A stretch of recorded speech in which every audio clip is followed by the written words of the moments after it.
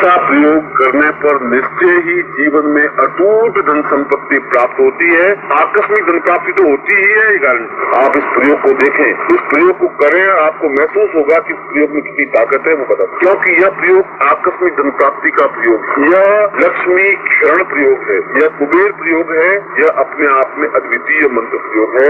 लक्ष्मी के लिए महालक्ष्मी प्रयोग, जीवन में पूर्णता प्राप्त करने के लिए जो विशिष्ट बीज, जो विशिष्ट साधना है, उस रहस्य को आपके सामने पहली बार खोल रहा हूँ। और वह बीज है रीम रीम। और यदि पूर्णता के साथ बताऊं तो वह बीज मंत्र है रीम गं रीम, रीम गं रीम, रीम गं रीम।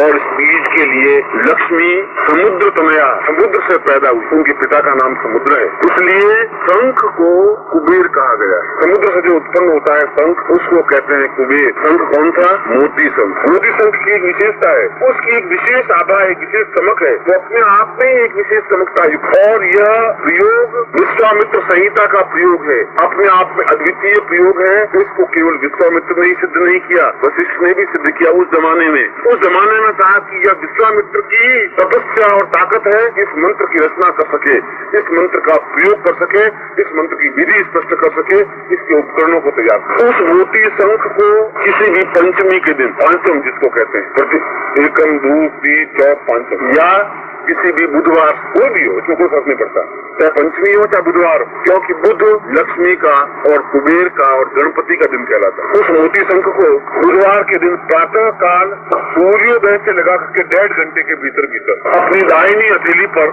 उस मोती शंख को रख दे, जमीन पर नहीं। उसका मुंह खुद के सामने हो और सफेद धोती पहन ले, सफेद धोती ओढ़ ले, और मूंगे की माला, क्योंकि मूंगा समुद्र से पैदा होता है, या कमल बीज, कमल काकड़ी की माला, या कमल गट्टे की माला, कमल गट्टे की माला को गले में धारण कर ले, या मूंगे की माला को गले में धारण किए, उससे जपने की जरूरत नहीं है। उस प्रकार का मोती शंख होता है जिसके अपने आप में आभा होती है, लाइट होती है, प्रकाश होता है। नित्य 3 घंटे मंत्र जाप का विधान। बुधवार को प्रारंभ होगा, सुबह सुबह इसका मंत्र जप होगा, पूजा होगी, और उसके बाद में या तो उसमें आप मंत्र जाप कर सकते हैं कंटिन्यूस 3 घंटे या 6 घंटे या 9 घंटे, और यदि उस समय किसी वजह से नहीं कर सके तो रात्रि को फिर आप करें। और बुधवार को प्रारंभ करना जरूरी, और बुधवार को ही समाप्त करना जरूरी। 1.25 लाख मंत्र जब हो जाए तो भी आप मंगलवार को भी मंत्र करिए, और 1.25 लाख से ज्यादा हो जाए कोई आपत्ति नहीं। नित्य पूजन होगा, और पूजन में केवल इसी मंत्र से उसके ऊपर कुमकुम, बाएं हाथ से कुमकुम, जल, अक्षत, पुष्प जो भी चढ़ाए हाथ में रहेगा, बाएं हाथ से चढ़ाएंगे।